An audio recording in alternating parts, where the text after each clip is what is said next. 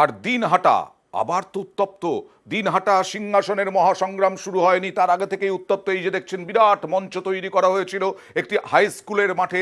সেই মঞ্চে আজকে জনসভা করার কথা ছিল, বক্তব্য রাখার কথা ছিল নিশীথ প্রামাণিকের, কোচবিহারের তৃণমূল প্রার্থী। রাত্রিবেলায় এটা পুড়িয়ে দেওয়া হয়।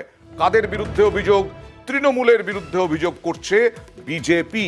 কথা বলবো প্রতিনিধি শুভঙ্করের সঙ্গে। শুভঙ্কর, এটা ঠিক কোন জায়গা এবং কি অভিযোগ উঠছে? রাত্রিবেলা কেউ দেখেছেন কিনা এই রকম ভাবে আগুন ধরিয়ে দেওয়া বা ভাঙচুর করা মঞ্চ? হ্যাঁ, 19 এপ্রিল কোচবিহারে প্রথম দফায় লোকসভা নির্বাচন, তার আগে জোর প্রচার শুরু হয়েছে কোচবিহারে। আজ সন্ধ্যায় কোচবিহার লোকসভা কেন্দ্রের বিজেপি প্রার্থী নিশীথ প্রামাণিকের সমর্থনে দিনহাটা 2 ব্লকের মুক্তারের বাড়ি জুনিয়র হাই স্কুল, সেই হাই স্কুলের মাঠে নিশীথ প্রামাণিকের সমর্থনে একটি সভা রয়েছে এবং সেখানে নিশীথ প্রামাণিকের উপস্থিত থাকার কথা। সেই সভামঞ্চ গতকাল রাতে একদল দুষ্কৃতী ভাঙচুর করে আগুন লাগিয়ে দেয় বলে অভিযোগ। এবং বিজেপির যেটা অভিযোগ, তৃণমূল আশ্রিত দুষ্কৃতীরা এই হামলা চালিয়েছে, মঞ্চ ভাঙচুর করেছে। যদিও অভিযোগ অস্বীকার করেছে তৃণমূল, তবে পাশাপাশি বিজেপি নেতৃত্ব ওই সভামঞ্চের পাশে নতুন করে একটি সভামঞ্চ তৈরি করছে এবং সেখানেই আজ সন্ধ্যায় নিশীথ প্রামাণিকের যে নির্ধারিত সভা, সেই সভা অনুষ্ঠিত হবে। ধন্যবাদ।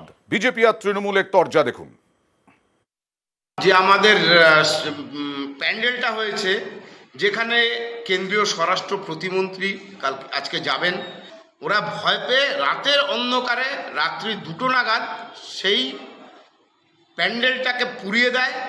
উনি পুলিশ প্রশাসনকে কাজে লাগিয়ে এবং ওনার যে পেটোয়া হারমাদ আছে কিছু, তাদেরকে কাজে লাগিয়ে এই কাজগুলো করছেন। আমি তো আগেও বলছি যে ওদের কাজই হলো হামলা করা আর মামলা করা, এই দুইটা কাজ। কোথাও কোথাও হামলা করতেছে, হামলা করে আবার আমাদের নামে মামলা দিচ্ছে, এটাও ওই একই ঘটনা। আমরা পরিষ্কার বলি, এগুলো ওদের কি বলে কৌশল, ভোট কৌশল। এবার জলপাইগুড়িতে উঠলো, এ দেখুন টাকা গোনা হচ্ছে, টাকা উদ্ধার হলো। কিসের টাকা? টাকা দিয়ে তৃণমূলে নিয়ে আসা টোপ সিপিআইএম এর পঞ্চায়েত সদস্যকে, এরকমই অভিযোগ উঠলো। কথা বলবো প্রতিনিধি শান্তনুর সঙ্গে। শান্তনুর, দলবদলে টাকার টোপ কিভাবে, কোন পঞ্চায়েতের ঘটনা এটা? দেখো, অরবিন্দ গ্রাম পঞ্চায়েতের ঘটনা। এই রুবিনা মুন্ডা হচ্ছে অরবিন্দ গ্রাম পঞ্চায়েতের সিপিএম এর পঞ্চায়েত সদস্য। তিনি করলা ভ্যালি চা বাগানের বাসিন্দা।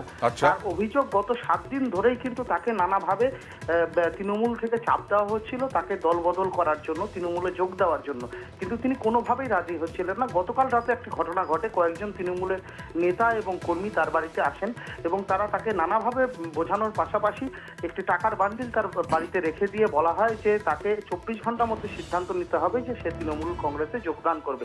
এই অবস্থা পুরো ঘাবড়ে যায় গোটা পরিবার এবং তারা তাদের দলের সঙ্গে যোগাযোগ করেন। দল রাতেই কিন্তু কোতোয়ালি থানায় অভিযোগ দায়ের করে, একই সঙ্গে নির্বাচন কমিশনকে আজকে তারা নালিশ করেছেন এবং এই ঘটনার পর কিন্তু পুলিশ পদক্ষেপ নিয়েছে, তার বাড়িতে গিয়েছিল এবং সেখান থেকে 48,000 টাকা উদ্ধার হয়েছে। সিপিএম এর দাবি সেই টাকাগুলোই রুবিনার বাড়িতে। তৃণমূল কি বলছে?